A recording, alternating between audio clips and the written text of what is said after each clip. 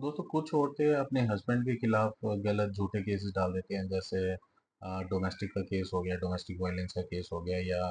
Maintenance का case हो गया, या डाउरी या दहेज के लिए केस हो गया कि ये मेरे साथ मार पिटाई करता है या दहेज मांगता है। तो उनके खिलाफ मतलब जो गलत एलिगेशन लगा के वो केस डाल देते हैं। तो उन केसेस में हस्बैंड या एक आदमी को अपने आप खुद को बचाने के लिए क्या करना चाहिए?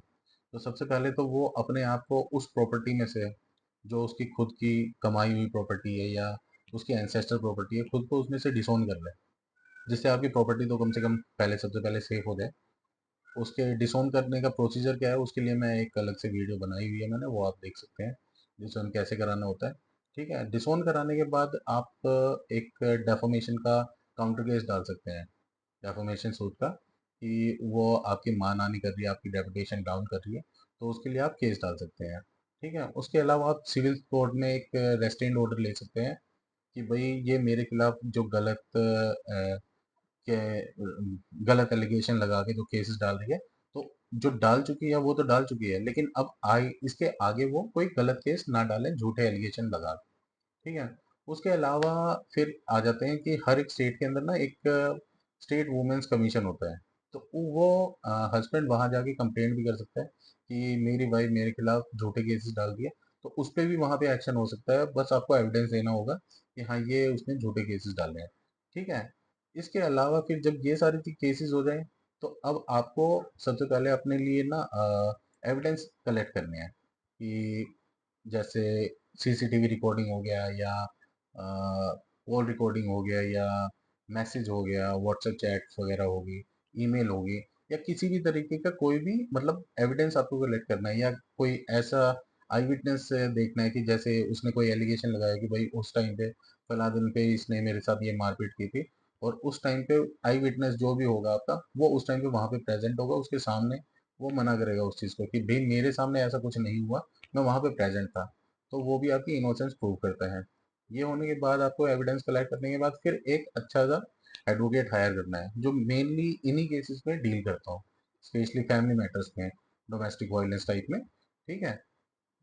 ताकि वो आपको अच्छे से गाइड कर सकते हैं। इसके अलावा फिर आपको अपना केस अगर जल्दी से ख़त्म कराना है, तो आप मीडिएशन सेल में या काउंसलिंग में अपना केस रखवा सकते हैं, जिससे कि आपका केस जल्दी से जल्दी सेटल हो जाए और ख़त्म हो जाए, आप फ्री हो जाए दोनों। ठीक है, इसके अलावा जब ये केसेस मतलब ख़त्म हो जाते हैं, मतलब जैसे आपके फेवर, हस्बैंड के फेवर में केस आ गया, वाइफ आपकी हार चुकी है, जो भी कुछ है, आपकी इनोसेंस प्रूव हो गई है, तो उसके बाद फिर एक्शन क्या होता है आपकी वाइफ के अगेंस्ट, जिसने केस झूठे केसेस डाले होते हैं, उसके खिलाफ पहले तो सजा मिलती है जो उसने केसेस डाले हुए हैं उसी के अंदर। ठीक है, उसके अलावा आप सेक्शन 217 ऑफ BNS, जो पहले 182 IPC होता था, जिसके अंदर for giving false information to public servant, की जैसे एक जज भी एक पब्लिक सर्वेंट है, कि उसके सामने उसने गलत इन्फॉर्मेशन दी है, कि झूठे जो केसेस डाले हैं, तो वो गलत इन्फॉर्मेशन देना ही हो गया, तो उसमें भी आप केसेस जिसके अंदर भी सजा मिलेगी। उसके अलावा आप एक डेफामेशन सिविल और क्रिमिनल भी डाल सकते हैं, कि जो उसने आपकी रेपुटेशन डाउन की है, आपकी समाज में जो इज्जत खराब की है उसने झूठे केस डाल के, तो उसमें भी आप कंपनसेशन ले सकते हैं उससे।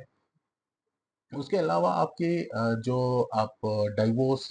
फाइल कर सकते हैं अपना क्रुएल्टी के बेसिस पे, क्योंकि उसने जो गलत केस है उसकी वजह से आपकी मेंटल क्रुएल्टी भी हुई है, आपकी आपकी फैमिली भी परेशान हुई है, तो ये मेंटल क्रुएल्टी में आ जाएगा। तो उसके खिलाफ आप फिर डाइवोर्स केस भी डाल सकते हैं, जिसमें आपको चांसेस, काफ़ी ज़्यादा चांसेस होते हैं केस जीतने के। तो आप डाइवोर्स केस भी डाल सकते हैं क्रुएल्टी पे। Thank you. अगर इन्फॉर्मेशन अच्छी लगी तो please subscribe my channel. Thank you.